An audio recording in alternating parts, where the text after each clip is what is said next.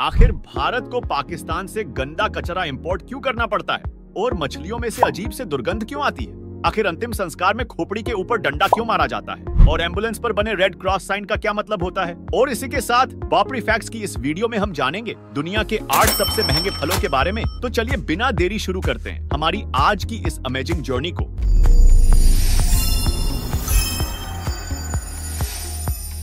Fact number 5, अंतिम संस्कार में खोपड़ी के ऊपर डंडा क्यों मारा जाता है? हिंदुओं में 16 संस्कार का बहुत महत्व होता है जो एक इंसान की लाइफ के अलग अलग फेज में परफॉर्म किए जाते हैं। इन्हीं में से एक है अंतिम संस्कार जो इंसान की मौत के बाद होता है। इस संस्कार में इंसान की डेड बॉडी को जलाते वक्त उसके सिर पर जोर से डंडा मारा जाता है जिसे कपाल क्रिया कहा जाता है। इस रिचुअल को करने के कई कारण हैं। पहला तो ये कि खोपड़ी पर इस तरह से मारने से वह पूरी तरह से जल जाती है। ऐसी मान्यता है कि इससे मरने वाला व्यक्ति दुनिया के सभी बंधनों से मुक्त हो जाता है और उसका अपने शरीर से लगाव छूट जाता है। और ऐसा भी माना जाता है कि कपाल क्रिया के करने से आत्मा शरीर से छूटकर अपनी नेक्स्ट लाइफ के लिए आसानी से मूव ऑन हो जाती है। इसलिए अंतिम संस्कार में कपाल क्रिया को करना बहुत जरूरी होता है। हालांकि जिन धर्मों में अंतिम संस्कार नहीं किया जाता वहां कपाल क्रिया को करना जरूरी नहीं माना जाता है। यही तो हमारे देश की खासियत है, सबकी श्रद्धा अलग अलग है, फिर भी हमारे यहाँ सभी धर्मों को उचित सम्मान मिलता है क्योंकि वो हर एक इस तिरंगे के रस्सी में बड़े प्यार से बंधा हुआ है। तो इसी बात पे कमेंट बॉक्स में जय हिंद लिख के इस वीडियो को लाइक जरूर करें। फैक्ट नंबर 4,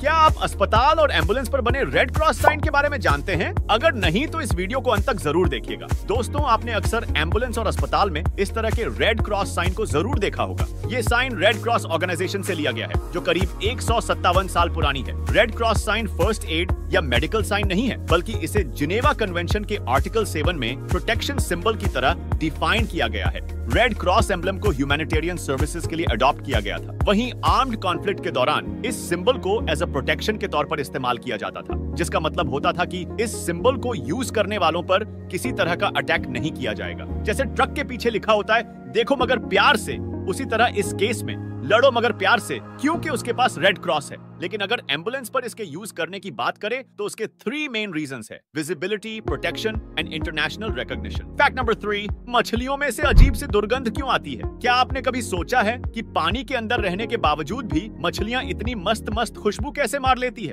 दरअसल मछलियों में ट्राइमेथिलामीन और डाइमेथिलामीन जैसे कंपाउंड्स पाए जाते हैं। मछलियों को पानी में से जब पकड़कर लाया जाता है तो हवा का एक्सपोजर मिलते ही ये कंपाउंड्स अजीब तरह से स्मेल करने लगते हैं और ये प्रोसेस फिश में काफी तेजी से होती है। इसके अलावा मछली में मौजूद फैट्स भी मछली के मरने के बाद मॉलिक्यूल्स रिलीज करते हैं जो मछली में फिशी स्मेल का रीजन बनता है। आशा है कि अब तो आप इन मछलियों के महकने का कारण जान गए होंगे। फैक्ट नंबर 2, दुनिया के 8 सबसे महंगे फल। आपको जो लाफिंग बुद्धा की तरह दिखाई दे रहा है ये एक टॉय नहीं बल्कि फ्रूट है जिसे आप शायद देख ही सकते हैं क्योंकि इसकी कीमत जानकर आपके होश उड़ जाएंगे। दोस्तों, आज के वीडियो में हम आपको ऐसे ही 8 अनोखे और सबसे महंगे फलों के बारे में बताने जा रहे हैं जिनकी कीमत लाखों करोड़ों रुपए है। Number 1, Yubari king melon. ये एक मेलन ही सिर्फ 16,000 से लेकर 35 लाख तक का बिकता है। Number 2, Japanese Ruby Roman grapes जो 7,000 से लेकर 35,000 पर बन जाते हैं। अगर ये अंगूर इतने ही महंगे हैं तो इन्हें अंगूर खट्टे हैं कहकर छोड़ना ही बेहतर है। नंबर 3, डेंसुके वाटरमेलन जिसका कॉस्ट 20,000 से लेकर 5 लाख के बीच है। नंबर 4, मियाजाकी आम। इसके एक आम की कीमत 4,000 से लेकर लाखों रुपयों तक होती है। नंबर 5, ये क्यूट से बुडा शेप्ड पियर्स जो अब तक बताए गए सभी फ्रूट से सस्ता है।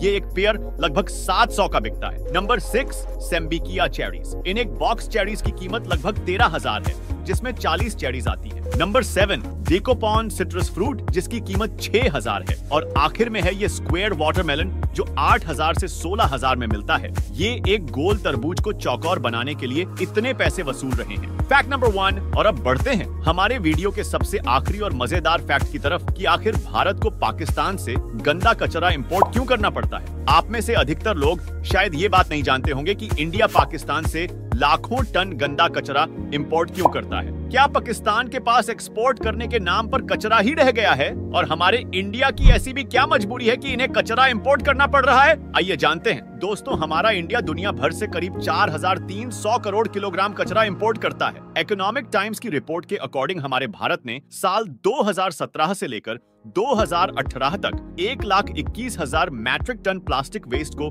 मिडिल ईस्ट, यूरोप, यूएसए से इंपोर्ट किया था। इसमें से सिर्फ 55,000 मैट्रिक टन प्लास्टिक वेस्ट अकेले पाकिस्तान और बांग्लादेश से इंपोर्ट किया गया था। फाइनेंशियली स्ट्रॉन्ग कंट्रीज में प्लास्टिक वेस्ट को रिसाइकल करने के लिए कई सारे लॉज होते हैं और वहां की सरकार और वेस्ट मैनेजमेंट कंपनीज को इस वेस्ट से ज्यादा प्रॉफिट नहीं होता है। वहीं फॉरेन की यही वेस्ट मैनेजमेंट कंपनीज अगर इंडिया को अपना वेस्ट बेचती है तो उन्हें ज्यादा प्रॉफिट होता है। वहीं पाकिस्तान और बांग्लादेश जैसी कंट्रीज की बात की जाए जो फाइनेंशियली उतनी स्ट्रांग नहीं है, उनके पास अपने वेस्ट को रिसाइकल करने के लिए बड़े बड़े प्लांट्स और पैसा दोनों ही नहीं होता है। इसलिए वह इंडिया को अपना कचरा एक्सपोर्ट कर देते हैं ताकि उन्हें इस वेस्ट को मैनेज करने के लिए पैसा न खर्च करना पड़े। अब बात आती है कि दुनिया भर का कचरा इंपोर्ट करके इंडिया को ऐसा कौन सा फायदा हो जाता है जो ये अलग अलग 25 देश का कचरा जमा करने में लगी हुई है। दरअसल दोस्तों, हमारा इंडिया न केवल इस वेस्ट को इंपोर्ट करके इससे मुनाफा कमा रहा है, बल्कि दुनिया भर से वेस्ट को कम करके एनवायरनमेंट को भी पॉल्यूशन फ्री बना रहा है। आपके जानकारी के लिए बता दें कि 1 टन कचरे को रिसाइकल करके 17 पेड़ों को बचाया जा सकता है। इसके अलावा 2.5 बैरल ऑयल,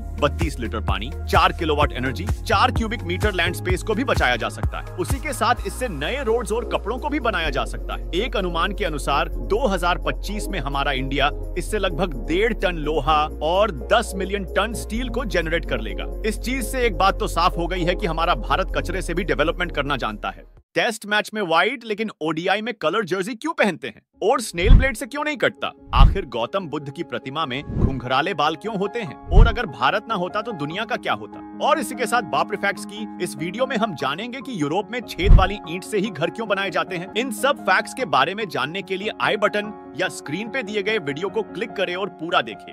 तो मिलते हैं जल्द ही एक और ऐसे ही अमेजिंग वीडियो के साथ। तब तक के लिए स्वस्थ रहिए, मस्त रहिए।